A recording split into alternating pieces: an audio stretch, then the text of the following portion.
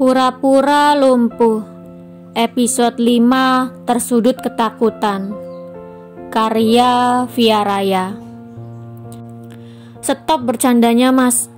Apa kamu mau menguji kesabaranku? Jawab Prita geram sambil menggertakkan gigi dan memelototinya. Siapa yang bercanda? Orang aku serius malah dibilang bercanda, kata Firas mencoba meraih kursi rodanya. Jangan macem-macem ya, Mas. Pokoknya aku mau mandi sendiri, peringat Prita. Ia lekas masuk ke dalam kamar mandi dan mengunci pintu. Setelah selang 20 menit, Prita selesai melakukan ritual mandinya. Ketika ia hendak mengambil handuk yang tadi ia bawa, handuknya terjatuh hingga basah. Akhirnya, dengan sangat terpaksa, ia memutuskan untuk memanggil Firas. Ia akan meminta tolong pada suaminya untuk mengambilkan handuk baru. Mas Firas, panggil Prita. Ada apa? Saud Firas bertanya sambil menarik kursi rodanya. Om, tolong ambil handuk baru dong. Ini handuknya tadi jatuh jadi basah deh. Pinta Prita bergegas menutup pintu. Mulai lagi nih ya manggil aku Om, keluh Firas menatap pintu kamar mandi lekat. Sampai-sampai ia melupakan kepura-puraannya menjadi lumpuh dan beranjak berjalan sambil mengambil handuk baru di lemari. Pantesan juga dipanggil Om. Pokoknya mulai sekarang aku panggil kamu Om aja, saud Prita dengan nada meledek. Terserah kamu aja, yang penting sekarang buka pintunya dulu. Gimana aku bisa ngasih handuknya kalau pintunya aja masih kamu tutup, kata Firas beralasan. Mana handuknya? Cepet kesiniin, kata Prita tidak melihat sosok Firas di depan pintu. Tiba-tiba Firas berlari dan mencoba mendorong pintu kamar mandi. Dasar Om Omes, kurang asem, teriak Prita menahan pintu yang hampir terbuka. Ayolah Prita, buka pintunya. Aku cuma bercanda kok tadi, kata Firas jujur. Gak mau, Om Firas pasti mau ngelakuin sesuatu kan? Ya kan? Saud Prita khawatir bahwa Firas akan masuk ke dalam. Enggak, aku serius. Kapan kita mau pergi beli bajunya kalau sampai sekarang kamu belum selesai? Sedangkan aku juga belum mandi, kata Firas lagi, membuat Prita membuka pintu dan mengulurkan tangannya. Firas menyerahkan handuk pada Prita dan menunggunya di depan pintu. Setelah melihat Prita keluar berbalutkan handuk, pria itu menatap Prita tanpa berkedip. Loh, Om, kamu udah bisa jalan? Prita terkejut melihat Firas berjalan dengan tegak. Iya, saud Firas terbatas sambil menggaruk kepalanya yang tidak gatal. Aduh, kok aku bisa lupa ya? Kalau sekarang aku lagi pura-pura lumpuh. Astaga, bisik Firas dalam hati merutuki kebodohannya. Prita menyilangkan kedua tangannya di depan tubuhnya. Ia berjalan mundur karena Firas berjalan ke arahnya. Hingga pada akhirnya Prita jatuh terlentang di atas tempat tidur. Namun Firas tidak juga berhenti, justru menunjukkan senyuman yang membuat Prita gemetar ketakutan. Mundur hingga kepalanya terbentur kepala ranjang. Prita semakin tersudut ketakutan karena tidak ada tempat berlindung lagi. Lama-kelamaan Firas sudah berada tepat di depan matanya. Kamu mau ngapain, Om? Tanya Prita masih menyilangkan kedua tangannya di depan tubuhnya. Ini otak isinya apa sih? Lain kali jangan mikir yang enggak-enggak. Kalau udah kejadian baru nyesel kamu, kata Firas sambil menoyor kepala Prita. Hehehe, lagian situnya aja yang bikin orang mikir yang enggak-enggak. Dasar om-om nyebelin, sahut Prita terkekeh geli tetapi tidak lupa untuk menyalahkan Firas. Pria itu hanya menoleh dan menggeleng-gelengkan kepalanya. Ia masuk ke kamar mandi untuk membersihkan diri. Namun tiba-tiba ia keluar karena melupakan sesuatu.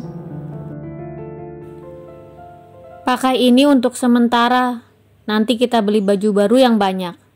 Tentunya yang jauh lebih bagus daripada itu, kata Firas melempar gaun yang sudah ia siapkan. Jangan tiba-tiba keluar loh ya, aku mau pakai baju di sini. Awas aja kalau sampai keluar, aku gigit kamu om, kata Prita mengancam. Buat apa ganti baju di kamar sedangkan ada ruang ganti khusus di balik pintu lemari? Mau dong digigit, kata Firas tersenyum menyeringai. Dasar om-om gak jelas, kata Prita memajukan bibirnya. Firas masuk ke dalam kamar mandi. Ia hanya tersenyum dan berencana untuk membuka pintu agar Prita terkejut dan kelabakan. Firas sengaja membuka pintu dengan suara yang agak keras. Ah! Prita berteriak mendengar suara pintu kamar mandi terbuka. Padahal Firas hanya membukanya tetapi tidak keluar. Ia sengaja ingin mengerjai Prita. Sebegitu menyenangkannya kah membuat Prita marah? Sepertinya kehidupan tenang Prita akan segera berakhir, tetapi tidak dengan Firas. Ia justru merasa kehidupannya jauh lebih berwarna dengan kehadiran Prita di hidupnya. Awas aja kamu ya om, teriak Prita kesetanan. Ia merencanakan sesuatu untuk membalaskan dendamnya pada Firas. Prita bergegas memakai gaunnya karena ia takut Firas akan keluar. Kemudian ia mengeringkan rambutnya. Setelah itu ia berdiri di depan pintu kamar mandi sambil melipat tangan kirinya di depan dan tangan kanannya yang sedang ia mainkan kukunya. Ketika Firas sedang membuka pintu, Prita menendang pintu hingga Firas mundur beberapa langkah ke belakang. Apa yang kamu lakukan anak songong? Firas mengeluh melihat sikap Prita. Bukannya menjawab, Prita malah masuk ke dalam kamar mandi. Ia mendorong bahu Firas menggunakan telunjuknya. Namun tiba-tiba kaki Prita terpeleset dan ia jatuh ke dalam pelukan Firas. Sedangkan sang empu tidak sadar bahwa handuk yang ia lilitkan di pinggangnya jatuh terlepas. Ah, dasar om-om kurang asem, teriak Prita memukul-mukul dada Firas sambil memejamkan matanya. Setelah itu ia berlari keluar.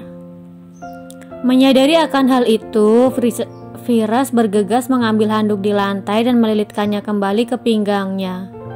Ia terkekeh geli melihat ekspresi Prita yang entah ketakutan atau malu, karena telah melihat sesuatu yang tidak seharusnya ia lihat. Ia keluar kamar mandi dan melihat Prita bersembunyi di balik selimut. Ia menggaruk kepalanya yang tidak gatal dan masuk ke ruang ganti. Setelah memastikan tidak ada Firas di kamar, Prita membuka selimut dan duduk sila. Ia menyentuh pipinya yang terasa menghangat mengingat kejadian tadi. Ia membayangkan betapa kekarnya tubuh Firas dengan perut kotak-kotaknya.